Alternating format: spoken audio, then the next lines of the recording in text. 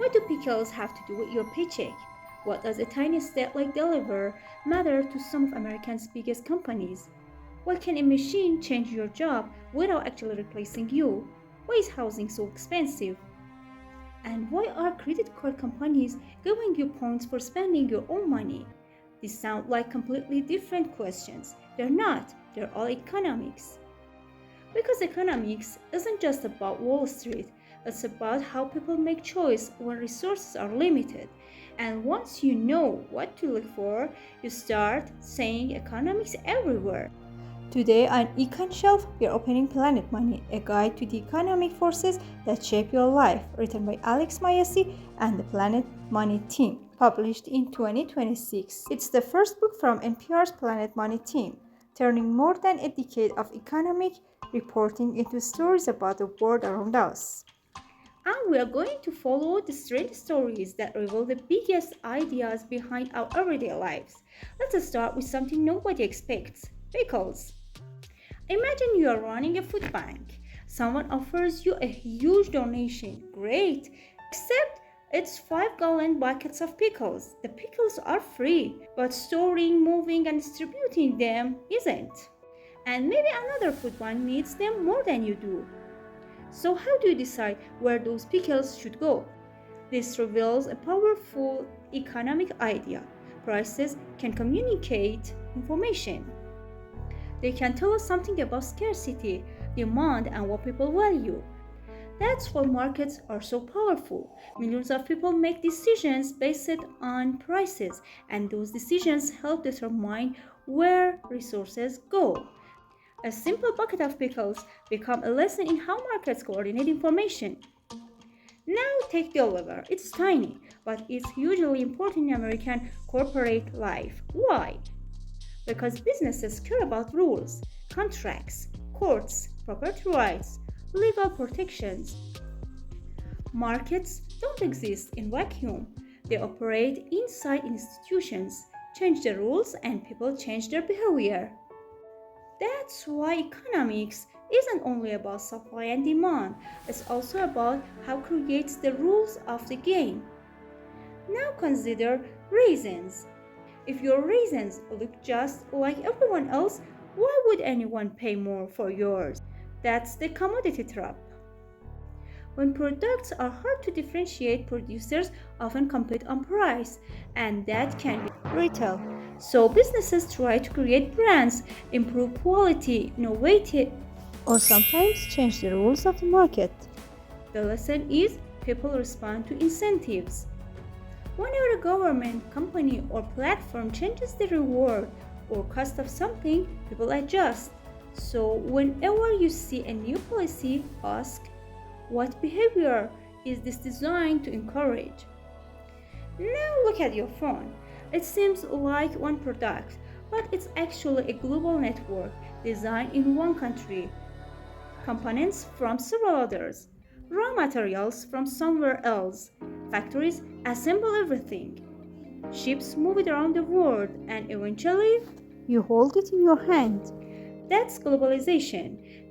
Trade allows countries and companies to specialize. Customers can get cheaper products and more choices. But trade also creates disruption. One person gets a cheaper phone, another person may lose a factory job. So the real question isn't, is free trade good or bad? It's who wins, who loses, and what happens next. For most of human history, living standards changed incredibly slowly. Then technology, productivity, investment, trade, and innovation began accelerating, and the modern economy was born. Think about your life today: a computer in your pocket, instant communication, global transportation, unlimited information, products delivered to your door. To someone living hundreds of years ago, this would look like science fiction. But growth creates another question: can it continue forever? And even when an economy gets richer, we ask who gets the gains. Most people experience the economy through work, but your paycheck isn't the whole story.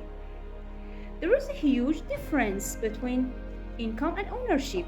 You can earn a salary or own a piece of business. Stocks and equity can create wealth long after the original work is finished. Then technology changes the workplace. Remote work changes where people live and how companies operate. The gig economy offers flexibility, but often comes with more risk.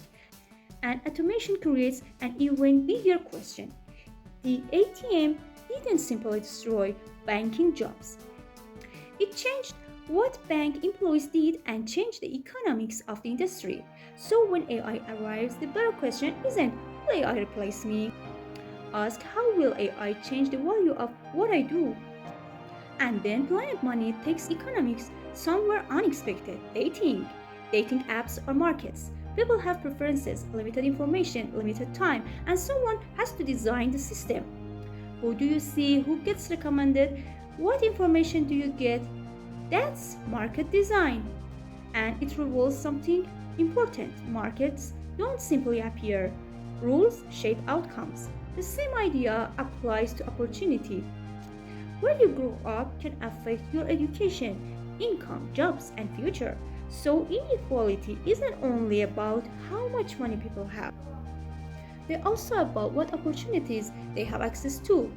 Now look at housing. When rent is incredibly high, it's easy to say, there's too much demand.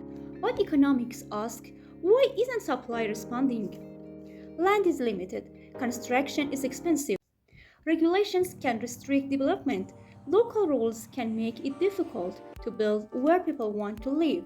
So don't just look at the price, look at the mechanism underneath it.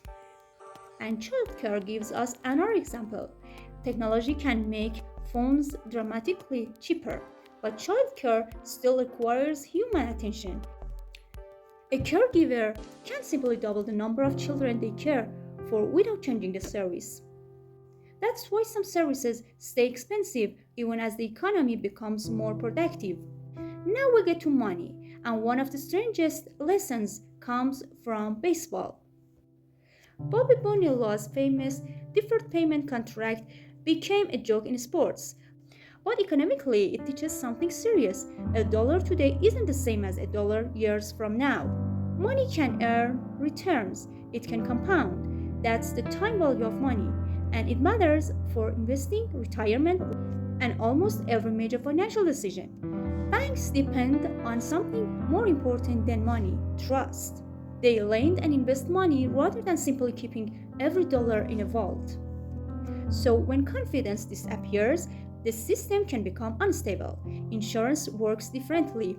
Instead of one person carrying a huge risk alone, thousands of people pool their risks. You pay a little so that a disaster doesn't financially destroy you. Both systems exist because individuals face limits. We don't know the future, we can't handle every risk alone. So we build institutions to manage uncertainty. Now imagine trying to pick the stocks that will outperform everyone else. You are competing against millions of investors, professional analysts, institutions, and algorithms. That's why consistently beating the market is so difficult, and that's the logic behind index investing. Instead of trying to guess the winners on the broad piece of the markets, you don't need to predict the future perfectly, you just need to participate. Then there's inflation. When prices rise, your money buys less, and that affects everything: saving, wages, loans, rent, investment, expectations. Inflation isn't just about prices, it's also about trust in money. Once people expect prices to keep rising, they change their behavior, and those expectations can make inflation even harder to control. Here's one of the book's strangest ideas. Your weekend has value partly because everyone else has a weekend too. That's a network effect. A subway becomes more useful when more stations are connected. Uber works because drivers and passengers are both participating. And Saturday is more valuable when your friends, family, and co-workers are free at the same time. Even leisure has economic hiding underneath it. And so do credit card options. Cashback, airline miles, hotel rewards, they feel free. But ask, who's paying for them? Rewards are incentives, they encourage behavior. So, whenever someone offers you something free, ask, what do they want me to do? Finally, imagine a marathon. There are more people who want to run than available spots. So, who gets in? The fastest? A lottery? First come, first served? Each system creates a different idea of fairness. And that's the important final lesson. Economics isn't only about efficiency, it's also about allocation. When there's not enough of something for everyone, someone needs a rule, and that rule reflects our values. After all these stories, the pattern becomes clear. Planet money isn't really about pickles or raisins or Delaware or baseball. Those are just stories. The real subject is what's underneath them. Scarcity, incentives, prices, institutions, technology, risk, and opportunity. And the trade offs behind everyday choices. That's economics, not just Wall Street, not just GDP, not just inflation. It's your paycheck, your rent, your phone, your job, your credit card, your investments, even your weekend. So here's the habit this book leaves you with. When something seems strange, look underneath it. A price suddenly goes up, ask why. A company changes a policy, ask what incentive changed. A new technology arrives, ask what becomes cheaper and what becomes more valuable. Rent is incredibly high, ask what's limiting supply. Someone offers you something for free, ask who's paying. And when an investment looks like an obvious opportunity, ask why hasn't everyone else already taken it? Those equations are the real economic education. Because once you start seeing the forces underneath everyday life, you can't really unsee them. A pickle isn't just a pickle, a smartphone isn't just a phone, a house isn't just a house. There are clues about how the economic works. This is EconShelf, and if you enjoy books that make complicated ideas easier to see in the real world, subscribe, because here we are not just asking, what does this book say? We are asking, what does this book help us see? See you on the next shelf.